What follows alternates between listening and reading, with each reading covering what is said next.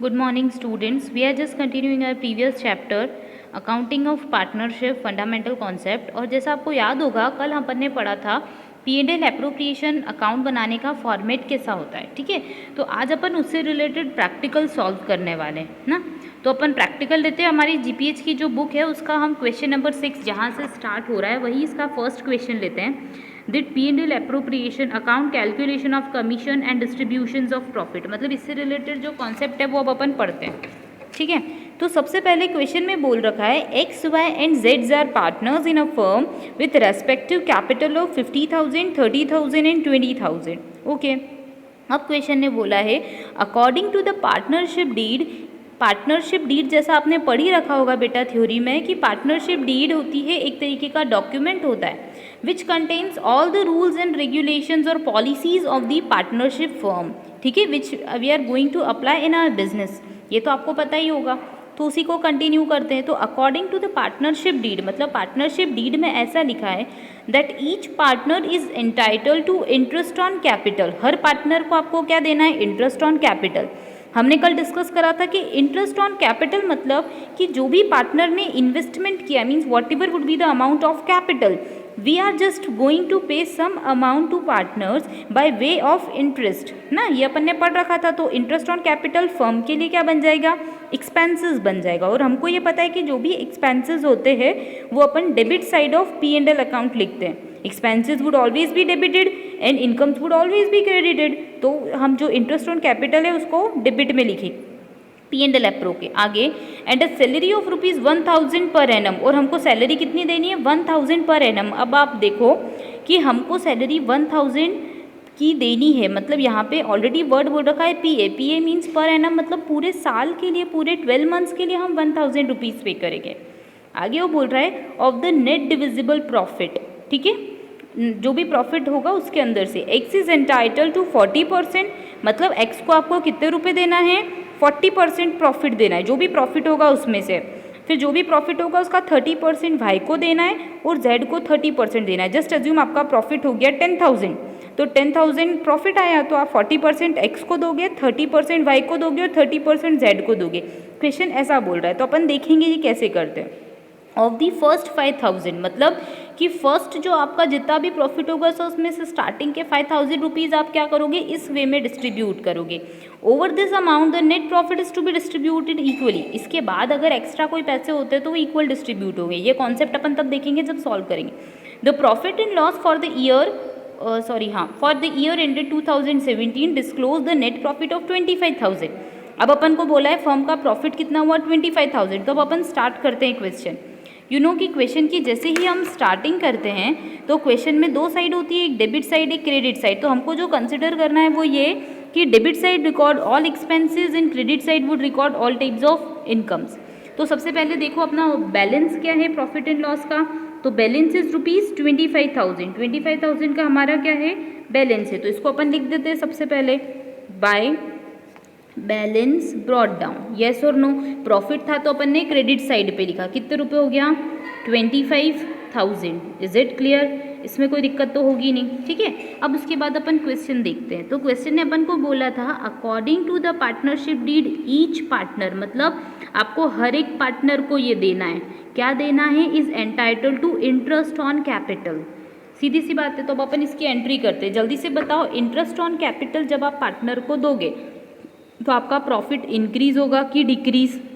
Profit क्या हो जाएगा? डिक्रीज। तो आप यहाँ पे एक सिंबल बना लो शॉर्ट सा अभी ध्यान रखने के लिए कि जिस चीज़ से, जिस ट्रांजेक्शन से प्रॉफिट डिक्रीज होगा डेबिट में लिखेंगे और जिससे प्रॉफिट इंक्रीज होगा या फर्म के लिए प्रॉफिटेबल होगा वो क्रेडिट में लिखेंगे। ये सिर्फ आपको ध्यान रखना है, एग्जाम में ऐसा कुछ नहीं बनाना है। अभी 2-3 क्वेश्चन आप करोगे तो इस तरीके का सिंबल बना लेना ताकि आप उस चीज़ के लिए यूज टू हो जाओ, आपको आदत पड़ जाए कि हाँ चलो डेबिट में एक्सपेंसेस होते, क्रेडिट में इनकम होती।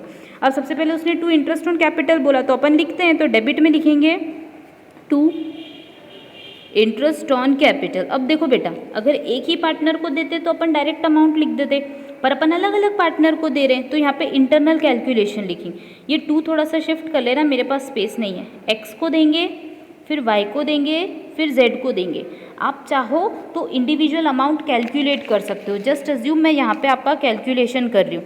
It is a working note we can say, ये हमारे लिए क्या हो जाएगा, जैसे मैथ्स में बनाते हैं ना रफ वर्क वैसा। तो ये वर्किंग नोट में आप लिख दीजिए calculation of interest on capital. अब अपन x के लिए करेंगे, y के लिए करेंगे और z के लिए करेंगे। तो जल्दी से देखो, जब भी किसी चीज़ का अब हमको निकालना है कैपिटल का 5%, तो अपन सबसे पहले देखते हैं कि भैया x की कैपिटल कितनी थी। तो देखो क्वेश्चन के अंदर ही आपको दिख जाएगा, क्वेश्चन में वो क्या बोल रहा है, x की कैपिटल है 50,000। तो अपन यहाँ पे क्या कर देते हैं, मेंशन कर देते हैं, x की कैपिटल लिख देते हैं 50,000। इसका अपन को कितना परसेंट निकालना है, 5%। इट मीन्स x को अपन को कितने रुपए देने हैं, 2,500। y की कैपिटल भी इक्वेशन में से अपन कॉपी कर दें, y की कैपिटल है 30,000, इसका 5% होता है, 5% ऑफ 30,000 वुड गिव यू 1,500। फिर रिमेनिंग हमारे पास बचता है 20,000। तो 20,000 का 5% हमारे पास कितना हो जाएगा, 1,000। ओके, ये कैलकुलेशन कर ली। आप चाहते तो ये कैलकुलेशन यहाँ पे भी कर सकते थे, बट मेरे को समझाना था इसलिए मैंने यहाँ पे करी। अब यहाँ पे अपन कॉपी कर देते हैं, भैया x का अमाउंट कितना है 2,500, इंटरनली लिख लो। y का अमाउंट कितना है 1,500 और z का अमाउंट है 1,000। तो अल्टीमेटली आप देखो, जब भी हम अकाउंटिंग करते हैं, और देखो एक होता है नेट अमाउंट का कॉलम और एक होता है पर्टिकुलर का कॉलम। तो पर्टिकुलर के कॉलम में जैसे अब अपन को अमाउंट लिखना है तो अपन यहाँ नहीं लिखेंगे, अपन यहाँ पे लिखेंगे, जब भी लास्ट अमाउंट होता है उसके नीचे एक सिंगल लाइन करते हैं। सिंगल लाइन मीन्स कि हमने ये ट्रांजैक्शन क्लोज किया है, और डबल लाइन मतलब होता है अकाउंट का क्लोजर। ये आप लोगों के बीच में हमेशा आपको डाउट रहता है कि कब सिंगल लाइन करते हैं कब डबल लाइन। तो जब अपन अकाउंट क्लोज करते हैं तो डबल लाइन करते हैं, ट्रांजैक्शन क्लोज करते हैं तो सिंगल लाइन क्लोज करते हैं। अब ये टोटल कर लेते हैं, 2 3 4 5 5,000। अल्टीमेटली कितना हो गया अपने पास 5,000। अब क्वेश्चन ने अपन को आगे ये बोल रखा है कि and the salary of ₹1,000 per annum, ठीक है, और सैलरी हम कितने रुपए की देंगे 1,000। जल्दी से बताओ, आप पार्टनर को सैलरी दोगे तो फर्म का प्रॉफिट इंक्रीज होगा कि डिक्रीज, डिक्रीज होगा, मतलब क्या आ जाएगा डेबिट साइड में। तो अपन को हर पार्टनर को क्या करना है, सैलरी देनी है। तो हर पार्टनर को मतलब अपन यहाँ इंटरनली लिख देते हैं टू सैलरी। अब x को भी देंगे, y को भी देंगे, z को भी देंगे। x को दी कितने रुपए 1,000, y को दी कितने रुपए 1,000 और z को दी कितने 1,000। तो अल्टीमेटली अपन ने सैलरी कितने रुपए की दे दी 3,000। येस और नो। अब अपन को और कुछ करना है क्या क्वेश्चन में, अब उसने बोला है और कुछ नहीं करना है, बट उसने क्वेश्चन में बोल रखा है that salary of 1,000 per annum and the net divisible profit x is entitle to 40%, y 30 and z is 30 for first 5,000। तो सबसे पहले अपन देखते हैं, क्वेश्चन अपन को ये बोल रहा है कि अगर मान लो जस्ट अज्यूम आपके पास 20,000 का प्रॉफिट होता है, तो उसमें से आप स्टार्टिंग के 5,000 रुपये कैसे डिस्ट्रीब्यूट करोगे, 40% x को दोगे, 30% y को दोगे और 30% z को दोगे। यस और नो। और रिमेनिंग जो भी अमाउंट होगा, जैसे अब इस कंडीशन में रिमेनिंग अमाउंट कितना है यहाँ 15,000, 20 में से 5,000 तो आपने डिस्ट्रीब्यूट कर दिया फर्स्ट वाला, और रिमेनिंग 15,000 जो था उसको आप क्या डिस्ट्रीब्यूट कर दो इक्वली। ऐसा क्वेश्चन अपन को बोल रहा है। तो अब अपन सबसे पहले देख लेते हैं कि हमारे पास कितने रुपए बच रहे हैं, ठीक है। तो देखो 25,000 क्रेडिट में और कोई ट्रांजेक्शन आया क्या, नहीं। तो अपन यहाँ पे सबसे पहले कैलकुलेशन कर लेते हैं डिस्ट्रीब्यूशन ऑफ प्रॉफिट की, ठीक है। तो देखो यहाँ पे आया कितना रुपए 25,000। अब इसमें से माइनस करो डेबिट की टोटल, तो लिख देते हैं क्रेडिट की टोटल आई हमारे पास 25,000, डेबिट की टोटल हो गई 5,000 plus 3,000, ultimately would give you 8,000। तो इसमें से अपन ने माइनस किया 5 इधर से 3 इधर से, तो बच गया कितना 17,000। कितना बच गया हमारे पास 17,000। इज इट क्लियर, है ना। तो 17,000 जो है उसका डिस्ट्रीब्यूशन ऐसा होगा। अब अपन यहाँ पे लिखते हैं, ये वर्किंग नोट तो आपको सबको बनाना पड़ेगा, statement showing distribution of profit, क्योंकि इसमें कैलकुलेशन 2 पार्ट्स में हो रही है। अब अपन लिख दो, यहाँ पे लिख दो पर्टिकुलर x को कितना अमाउंट देंगे, y को कितना देंगे और z को कितना देंगे, और यहाँ पे लिख देते हैं अपन टोटल अमाउंट, ठीक है। अब पर्टिकुलर में अपन लिख देते हैं डिस्ट्रीब्यूशन ऑफ प्रॉफिट।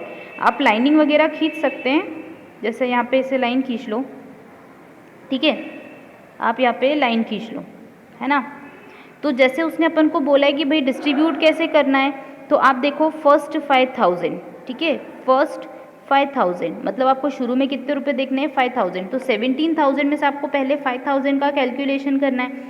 तो 5000 का कैलकुलेशन कैसा है कि x को जाएगा 40%, y को जाएगा 30% और z को कितना जाएगा 30%। तो निकाल लो 5000 का 40% क्या हो सकता है 2000, मतलब यहाँ पे अपन टोटल लिख देते हैं कितने रुपए 5000। x को कितना दिया अपन ने, कैलकुलेट करके अमाउंट लिखो, कितना हो गया 2000, then 3000, then 3000। You can easily say कि ये 40 30 30 आप नहीं निकालना चाहो तो आप इसको रेशियो की फॉर्म में भी कन्वर्ट कर सकते हो। It would be 4:3:3। कैसे आया, तो देखो 40 रेशियो 30 रेशियो 30, तो 0 जो है वो कॉमन है तो अपन कट कर सकते हैं रेशियो की फॉर्म में, तो 4:3:3। ओके, तो अपन ने डिस्ट्रीब्यूट कर दिया। अब देखो अपने पास कितने रुपए बचे, 17,000 थे, उसमें से 5,000 डिस्ट्रीब्यूट कर दिए तो बच गए कितने 12,000।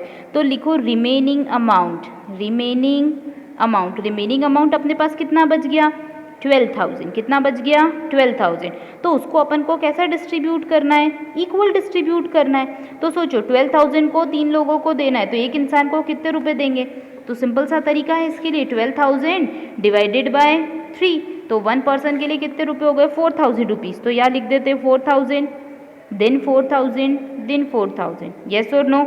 अब यहाँ पे अपन लिख देते हैं total profit, PRO, total profit. ठीक है, तो टोटल प्रॉफिट देखो आप इधर टोटल करो, 55,000 plus 12,000 would give you 17,000, 4,000 plus 2,000 would give you 6,000, then 4,000 plus 3,000 would give you 7,000, then 7,000, yes और नो। इसमें तो किसी को दिक्कत नहीं होनी चाहिए, है ना, ये चीज़ आपको समझ में आ गई होगी।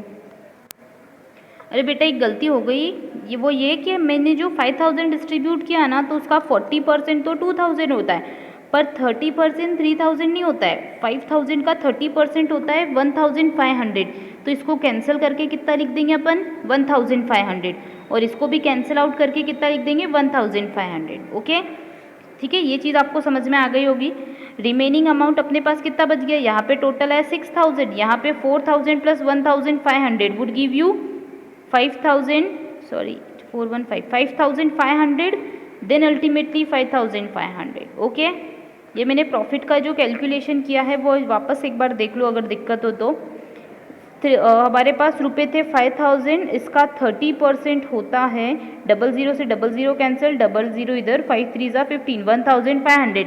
मैंने गलती से बाय मिस्टेक 3,000 लिख दिया। ओके, ये चीज़ आपको सॉल्व हो जानी चाहिए। ये अपन ने जैसे लिखा तो अपन को पता पड़ गया कि x को कितने रुपए देने 6,000, y को कितने देने 5,500 और z को कितने देने 5,500।